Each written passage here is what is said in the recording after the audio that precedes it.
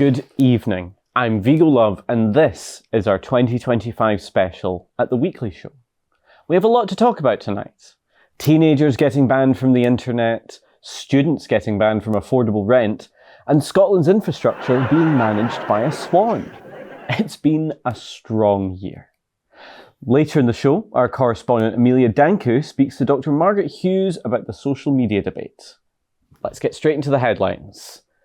Politicians are once again debating whether teenagers should be banned from social media.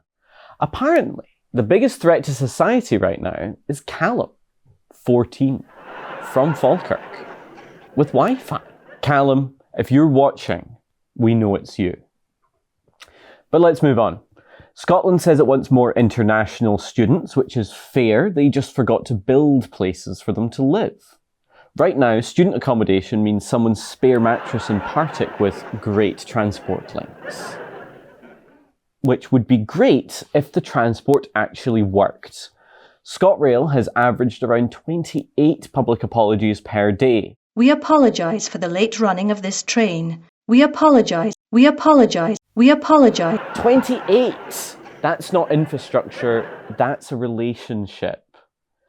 If you've taken a train recently, you already know how this story ends. You leave early, you check the app, you buy the expensive ticket because apparently punctuality is a premium feature now.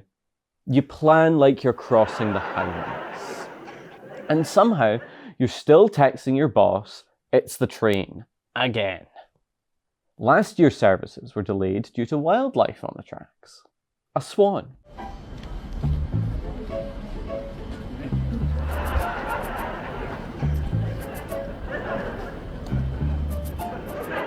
Flooding, not structural failure, a swan. At this rate, the swan should honestly be running the timetable. When the train is cancelled, it's replaced by a bus. When the bus is late, it's replaced by confusion. And eventually that's replaced by hope, which unfortunately is not yet a valid form of transport. At this point, the most reliable part of the network is the apology. But to be fair, it's not just Scotland. Apparently, Germany's trains are now so unreliable that almost half of passengers don't arrive on time. Tones of taking the trains in Germany, and sadly, I think it's important I talk about this don't first, and that is, don't be surprised if your train is late when you're here in Germany. Officials say they're trying to get things back on track. Back on track. Bold wording for a network still in therapy. Germany says they're getting their act together. Meanwhile, in Scotland, we're mostly just very good at saying sorry. And if anything is getting back on track, it's probably the swan. As we move from 2025 into 2026, one debate followed us into the new year.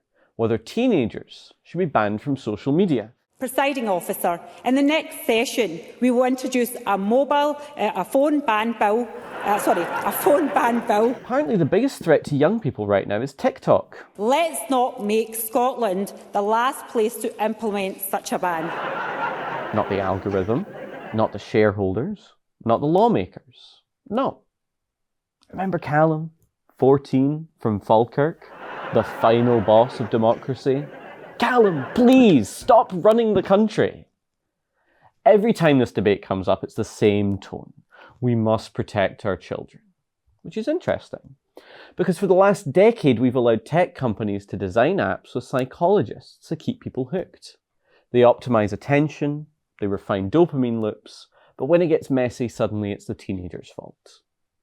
Don't get me wrong, social media can be harmful, but banning it feels less like solving the problem and more like avoiding the harder one.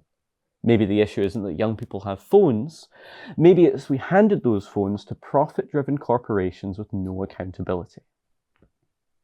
Adults say teens are addicted. Have you ever seen an adult try to quit Facebook? It's like making them give up oxygen. I'm only on it for the news. Yeah, the news from Sharon, who thinks the moon landing was staged in Paisley and that the rain is caused by 5G. But the real national emergency is Callum. Earlier this week, our correspondent Amelia Danku spoke to Dr. Margaret Hughes to unpack the debate. To figure out whether teenagers are actually the problem, I spoke to Dr. Margaret Hughes, a journalist lecturer at the University of the West of Scotland, about the social media debate. Let's hear what she had to say. I think that doesn't have a very straightforward answer. I think it's really complex. That young people in Scotland have any challenges that are any different to young people in England or Wales or Northern Ireland or France or Germany or anywhere else. I'm really nervous about the whole concept of banning something, because as soon as you ban something, you make it more attractive. It's about individual responsibility. It's about how maybe as parents, as teachers, we look at our responsibility towards those young people, and about how do we ensure that we make them safe. You know, we teach little kids how to cross the road properly. We should also be teaching them, when they make those first forays into social media, this is how you make yourself safe. This is how you protect yourself. A considerable responsibility does lie with the platforms. Making them more accountable for what's actually happening in their spaces. And I think we need to have regulation in place for that online environment as well. I appreciate that that's enormously complex, a really difficult thing. But nevertheless, this is what we expect our governments to do. Their job is there to protect us as well. So what are they doing about it? And also, what are these companies that are fabulously wealthy doing about it? Because in some respects, you could say they're making money off people's misery. Well, that explains a lot. Turns out the system may be slightly more complicated than wee Callum and his wee Wi-Fi router. It's billion-pound companies with no off switch or Wi-Fi password. And it's not just tech. We keep seeing the same pattern. Build the system badly, blame the people inside it. Which brings us to student housing. Trying to rent in Glasgow right now feels like a competitive sport. There are 27 other viewers, the flat has mould, the sink tilts, but it has character. Glasgow is short of more than 6,000 student beds, even after years of new developments. This shortage has sparked intense competition, forcing many students to settle for overpriced and poor quality housing. Additionally, you have to add in the full cost of living, food, transport and bills. Students spend between £1,073 and £1,133 a month on average. We build luxury student accommodation with cinema rooms and biometric entry, and what we don't build is affordable rent. Scotland says it wants world-class education.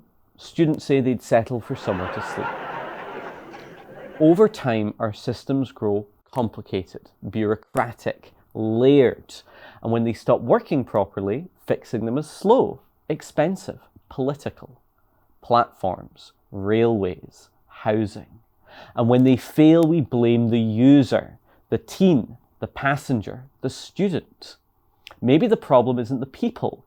Maybe it's what we've built and haven't figured out how to fix, because we can't fix what we won't face. Something to think about.